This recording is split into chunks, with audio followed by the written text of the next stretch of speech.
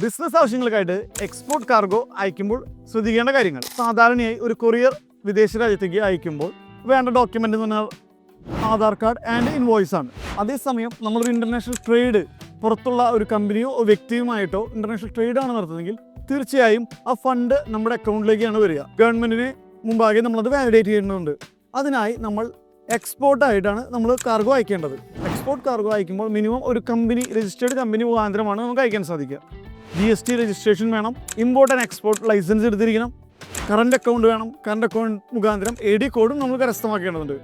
കൂടുതലായി നമ്മൾ സാധാരണ അയക്കുന്ന ഇൻവോയ്സിന് വഴി പാക്കിംഗ് ലിസ്റ്റ്, നോൺ DG അങ്ങനെ മറ്റു പല ഡോക്യുമെൻസും അഡീഷണൽ ആയിട്ട് ഈ മെത്തേഡിൽ വേണ്ടതായിട്ടുണ്ട്.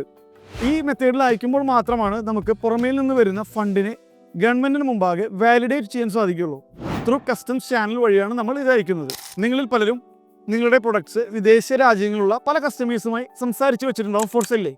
ബട്ട് ഇത് അയക്കാൻ നിങ്ങൾ ബുദ്ധിമുട്ടുകൾ നേരിടുന്നുണ്ടെങ്കിൽ തീർച്ചയായും നിങ്ങൾക്ക് എന്നെ കോൺടാക്ട് ചെയ്യാവുന്നതാണ്. അതിനുവേണ്ട എല്ലാവിധ സഹായങ്ങളും ഡോക്യുമെൻറ്റേഷനും നമ്മുടെ ഭാഗത്ത് നിന്ന് ചെയ്തു തരുന്നതാണ്.